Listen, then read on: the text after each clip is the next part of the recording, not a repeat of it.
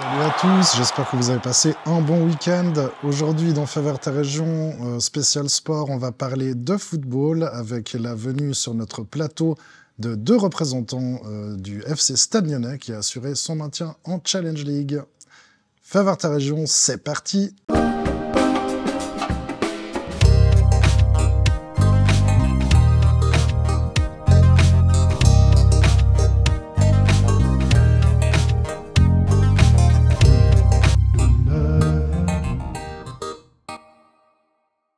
Ça a été long à se dessiner, mais après une saison compliquée, avec un changement d'entraîneur en janvier, des blessures et plus de bas que de haut, le Stade Lyonnais a atteint son objectif de la saison, se maintenir en Challenge League à 3 journées de la fin.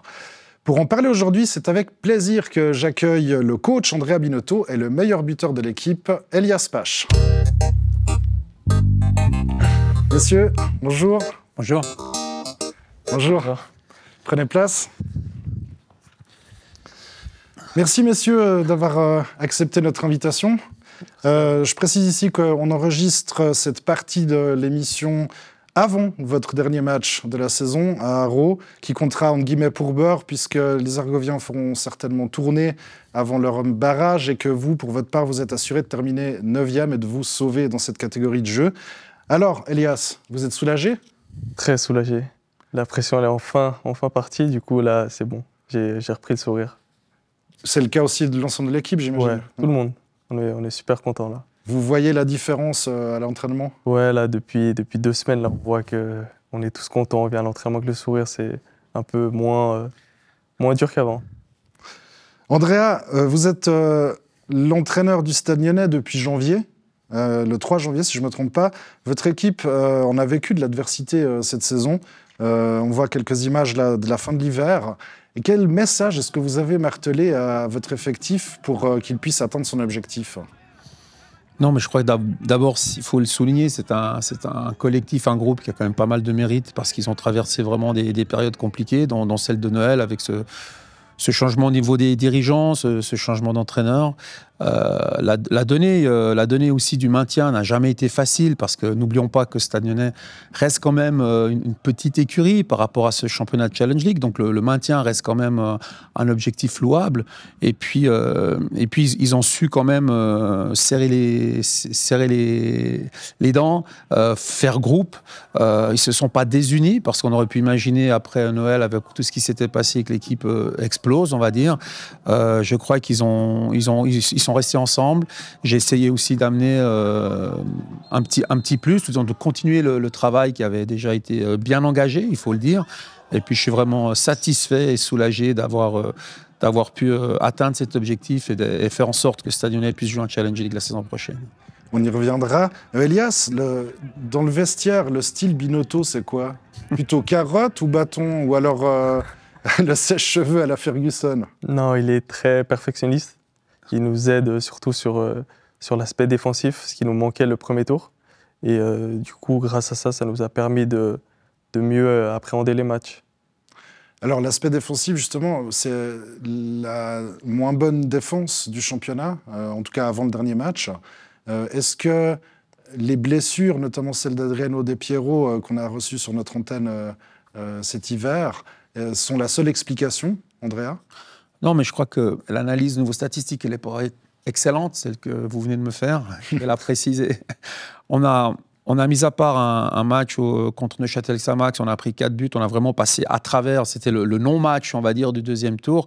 On n'a jamais été sur les autres rencontres largués au niveau non seulement du contenu, mais aussi du résultat. On n'a jamais pris de casquette, comme on dit. Et je crois que si on regarde les statistiques au niveau défensif, elles sont pas si mauvaises que ça. On peut aussi regarder les 3 derniers matchs qui sont des victoires qui nous permettent en fait de traduire le tout dans un maintien. On a en 3 matchs pris 0 but. C'est juste grâce au... Chafouz, il y a 2 buts. Excuse-moi, on a pris 2 buts, donc j'ai dit une connerie. Mais disons, les 2 matchs précédents, on a quand même fait des blanchissages, comme on dit. Donc ça montre bien qu'on a aussi été chercher notre maintien par une solidité défensive. Ce qui est souvent la solution. Ben, c'est clair que si on marque peu, il faut encaisser peu pour gagner un match, c'est clair. Si vous le voulez bien, Andrea, avant d'aller plus loin, j'aimerais vous faire entendre vos propres mots à chaud. Justement, après le match de Chafouz, la victoire décisive contre le concurrent direct, vous avez assuré votre maintien lors de ce match-là. On les commande juste après. Je suis vraiment soulagé parce que je suis arrivé le 3 janvier dans cette aventure qui était folle. Je savais pas trop où j'allais. Je savais que ça allait être compliqué. Et puis à l'arrivée, c'est une expérience humaine magnifique. Et aujourd'hui, nous voit maintenus malgré monts et marées. On a passé par tous les états d'âme. Je vois encore le match aujourd'hui. Franchement, bravo à tout le monde, à tous ceux qui ont œuvré, parce qu'il y a vraiment beaucoup de personnes vraiment très bien qui ont œuvré pour réussir à faire, je dirais, presque cet exploit. Bravo aux joueurs, bravo aux dirigeants, bravo à tout le staff, bravo à toutes les personnes autour de l'équipe. Vraiment, bravo à tout le monde et je suis vraiment content. Est-ce qu'on peut encore compter sur vous l'année prochaine? Est-ce que vous savez déjà qu'est-ce qui va se passer? On ne pouvait pas parler de ça avec le président parce qu'évidemment on ne savait pas dans quelle catégorie de jeu on allait jouer. Maintenant l'arbitre vient de siffler la fin du match, il est clair qu'on va se mettre autour d'une table pour déjà savourer et puis j'espère trouver un projet futur en commun. Alors, il y a beaucoup de choses dans cette minute, Andrea, mais là, il y a une question qui me brûle les lèvres. Est-ce que vous vous êtes assis à une table avec le président Palma? On a commencé, disons, à échanger quelques propos. Je crois qu'il y a une envie des deux côtés de continuer l'aventure ensemble. Donc voilà, de son côté, ça me fait plaisir qu'on va dire, il prolonge sa confiance en moi. Et de mon côté aussi, comme je l'ai dit dans l'interview, c'est vrai que ça a été quand même, sur un plan humain, ça a été une aventure assez incroyable. Ça m'a fait connaître pas mal de personnes avec qui j'ai eu du plaisir à travailler. Donc maintenant, il faut juste qu'on tombe d'accord sur des aspects de projet et je pense que je continuerai, j'espère, l'aventure à Stade Lyonnais. On espère aussi, on continuera à vous suivre. Dans la vidéo, vous avez remercié et félicité tous les composants du club. Un mot sur l'aspect collectif d'un maintien, de manière générale. Mais c'est une émotion qui est presque aussi forte qu'une promotion. C'est incroyable. Je pense que le pire dans le football, c'est quand vous arrivez à 5, 6, 7 matchs de la fin puis que vous ne jouez plus rien. Parce que vous faites des entraînements qui sont souvent des entraînements de remplissage, vous jouez des matchs où il y a plus tellement d'enjeux. Et là, il est vrai que, on le voit sur les images, ça me fait marrer, j'ai l'air complètement exténué, fatigué, c'est le cas, parce qu'en fait, toute la semaine, les entraînements, vous êtes dedans, vous poussez, vous êtes concentré, il y a une tension sur les matchs. Et quand finalement, l'arbitre siffle la fin et que l'objectif est atteint, c'est une délivrance, au même titre que lorsque vous jouez une promotion, vous avez des mêmes émotions pour des objectifs différents, mais voilà, en termes humains, c'est tout aussi beau. Vous êtes d'accord avec ça? Il a totalement raison. Vous avez connu aussi autant la promotion que le maintien, donc c'est vraiment comparable comme émotion? Franchement, oui. Franchement, c'est juste en fait ce qui fait mal, c'est à chaque fois de revenir la semaine, de continuer à s'entraîner, à travailler pour justement atteindre cet objectif. Et quand il est atteint, c'est une bouffée de joie. Et puis franchement, c'est comparable. Elias, à titre personnel, cette saison, vous avez inscrit 14 buts jusqu'ici dans ce championnat. Ça fait de vous le meilleur buteur du Stade Lyonnais. C'est la meilleure saison de votre carrière? Ouais, c'est la meilleure pour l'instant. Vous avez souvent eu, en tout cas en début de carrière, vous avez eu quand même pas mal de pépins physiques. Ça a perturbé votre progression. Qu'est-ce que vous avez changé pour les gommer? Je me suis surtout mis moins de pression. Et après, j'ai essayé de peaufiner mon hygiène de vie, prendre un préparateur physique, faire toutes ces choses. Mais je pense que m'enlever toute la pression que j'avais derrière moi, ça m'a décrispé. Peut-être qu'à cause de ça, je me blessais beaucoup de fois. Je ne sais pas si c'est ça, mais en tout cas, ça m'a permis de faire une saison complète, enfin, pour une fois. Et on a vu les résultats. C'est ça. On va faire le même exercice avec vous qu'Andrea. On vous passe quelques secondes de l'après-match à Chafouz et on les commente droit derrière. Ok. Il a intérêt à signer en Super League. Vous me voyez venir, hein? Allez, vous avez jamais caché de rêver de jouer dans l'élite. C'est le rêve d'un sportif professionnel, de jouer le plus haut possible. Est-ce que le moment est venu? J'espère. Après, il faut avoir des offres et pour l'instant, j'en ai pas, mais j'espère.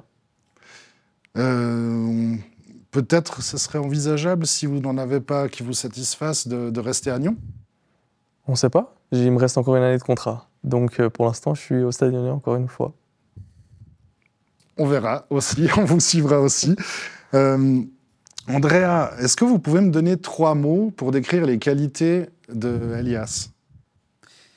3 mots. Je peux un peu mettre vous pouvez en mettre plus si vous voulez. Non, il a le sens du but. C'est-à-dire, il est souvent au bon endroit, au bon moment. Ça, c'est une qualité qu'il a. Il a de l'énergie. Il a de l'énergie, c'est-à-dire c'est un joueur qui est quand même assez vif, surtout sur les premiers mètres. Il a ce changement de rythme dans sa course qui est intéressant et qui permet de déstabiliser pas mal les défenseurs, surtout lorsqu'il est dans le 1 contre 1. Et puis, il faut que je trouve une 3e. Hein. Si elle ne vous vient pas comme ça, c'est pas grave. Elias, l'aile du terrain, surtout à gauche, c'est vraiment votre jardin? C'est là que vous préférez jouer? Ouais, un peu partout devant. Je n'ai pas de préférence, mais j'étais beaucoup plus à l'aise à gauche cette année. Mais ouais, tant que je joue devant ou à droite, franchement, c'est bon pour moi. Vous avez beaucoup joué à gauche, vous l'avez dit, cette année. Qu'est-ce qui vous plaît dans cette position? Je suis un peu libre. Je peux coller la ligne, soit rentrer, me retrouver un peu attaquant pointe. Du coup, j'aime bien cette liberté, en tout cas, de jouer à gauche. Un mot sur votre capitaine, Quentin Gaillard, dont on voit là quelques images, et qui a annoncé qu'il quittait le Stade Lyonnais. Quentin, c'est une personne que je connais depuis que je suis au Stade Lyonnais. Il est arrivé en même temps que moi, il y a 4 ans. Du coup, on a traversé toutes les périodes compliquées, voire joyeuses au Stade Lyonnais. Puis il m'a surtout énormément aidé sur l'aspect mental pour progresser. Et puis je le remercie pour ça en tout cas. Puis il va me manquer. Si je peux amener une précision, Bien sûr. qu'il va quitter le Stade Lyonnais, on a l'impression qu'il va peut-être partir pour un autre club de la Ligue ou dans la concurrence. Peut-être juste préciser qu'il ne quitte pas. Enfin, oui, il va partir du Stade Lyonnais parce qu'il va faire une expérience en dehors du football. Il va mettre un moment le football, on va dire, entre parenthèses. Donc c'est pour ces raisons-là qu'il ne continue pas à Nyon et Qu'est-ce pas qu'il va faire pour un choix. Alors ça, il faudra lui demander. Je ne sais pas si je peux dévoiler son intimité ici, mais disons qu'il va mettre en parenthèse le football à un moment. D'accord. Quand on s'était vu juste après, ou juste avant plutôt, votre premier match sur le banc du Stade Lyonnais, vous ne saviez pas encore exactement si vous alliez garder les mêmes capitaines. Pourquoi avoir gardé Quentin Gaillard? Pourquoi je l'ai gardé, vous dites? Ouais, comme capitaine. Non, mais Quentin, c'est un joueur déjà, il faut dire que je connaissais par le passé. Hein. Je l'ai eu à Stade Zanouchi aussi quand j'étais entraîneur là-bas. Et pour moi, c'est quelqu'un qui incarne vraiment des valeurs importantes déjà de sérieux, de responsabilité, de travail, de ponctualité. C'est quelqu'un qui est droit, c'est quelqu'un qui surtout sur le terrain donne toujours tout. Il est un peu plus mature par son âge aussi. Donc voilà, je pense vraiment qu'il avait toutes les raisons pour être un capitaine naturel, on va dire. Alors, si on regarde l'autre côté du spectre, vous avez aussi lancé des jeunes cette année, notamment lors du match contre Xamax, de très jeunes même, puisqu'on avait entre autres 3 joueurs de 15 ans qui étaient sur le terrain, mais il y en a 5 très jeunes des U16 qui sont venus évoluer contre Neuchâtel. C'est un bon signal pour l'ensemble du club, ça? Je pense que oui. Déjà, je pense que c'est extrêmement motivant pour ces joueurs qui sont venus. C'est aussi motivant pour les joueurs de l'équipe M16 de se dire, voilà, dans le fond, il y a quelques années qui doivent encore passer, mais il y a peut-être une cible qu'on peut aussi atteindre. Donc, ça va probablement les stimuler dans ce sens-là. Et puis, je pense que c'est toujours bien d'avoir justement une cohabitation dans un même club, faire partie un peu d'une même famille et de voir qu'il y a cet échange qui est possible. Je pense que ça a été stimulant pour eux, pour nous aussi, parce que ça nous fait plaisir de voir la relève qui est là. Et je pense que ça a été apprécié aussi par pas mal de personnes qui sont venues voir le match, puisqu'il y avait, je crois, quasiment 1000 personnes dans la tribune ce soir-là. Donc, je pense que le message a été intéressant pour tout le monde. Elias, à 26 ans, c'est quoi votre regard sur ces jeunes qui montent? Ils me rendent vieux.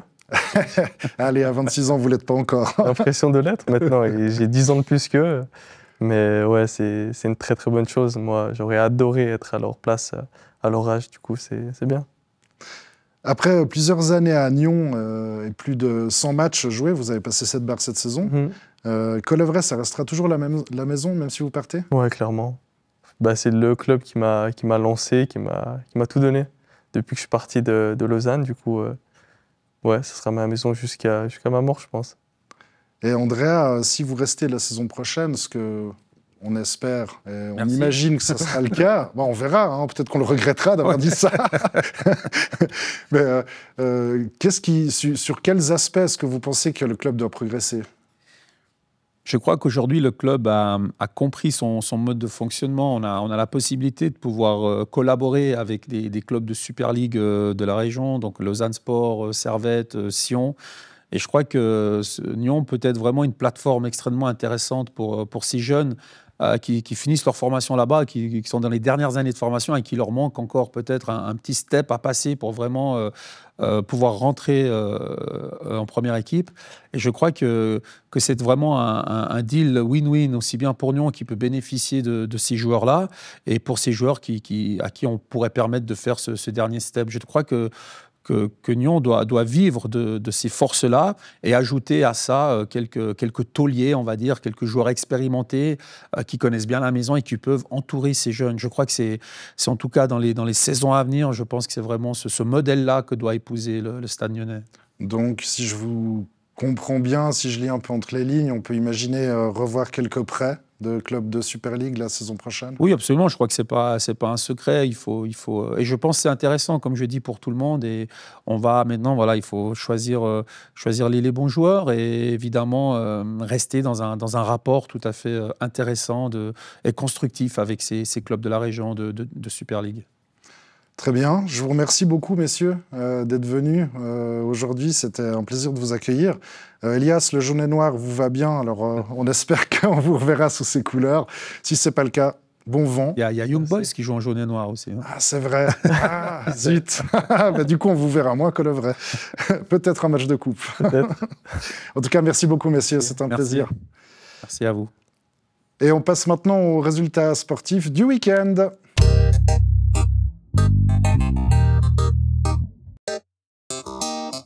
Au menu de ce jeu 7e match du 26 mai, on commence avec du rugby et on salue l'exploit de la deuxième équipe du Nyon RC. Les Nyonnais étaient derniers du classement en championnat d'excellence A en décembre, mais samedi à Yverdon, ils ont soulevé le trophée de champion face à l'équipe locale, au terme d'une magnifique montée en puissance en 2025.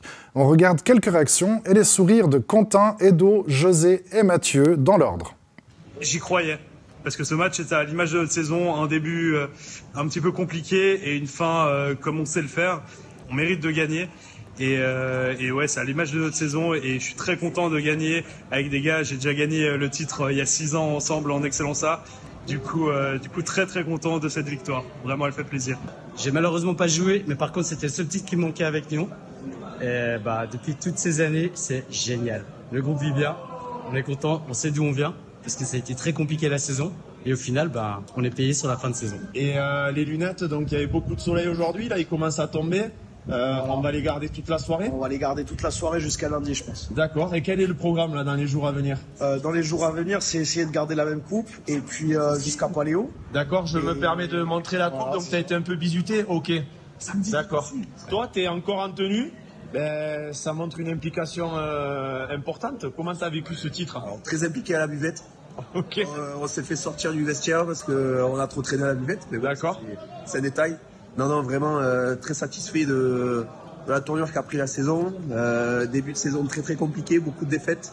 Et finalement un déclic en janvier où on s'est dit qu'un peu de fierté ça ferait pas de mal. Et du coup on a décidé un peu de la mettre sur le terrain. Donc remontada géniale, phase retour, une défaite, un match nul, que des victoires. On fait tomber le premier en demi-finale et on finit finale pour nous. À l'image un peu de la saison compliquée première mi-temps, la tête un peu au fond de l'eau, on prend 2 essais et finalement on se dit que c'est le moment où il faut se resserrer, il faut y aller et ça bascule dans notre sens. Et voilà, l'issue est bonne, 16-12, il en fallait pas plus, même juste d'un point ça aurait suffi, donc champion en excellence et c'est ce qu'il fallait quoi.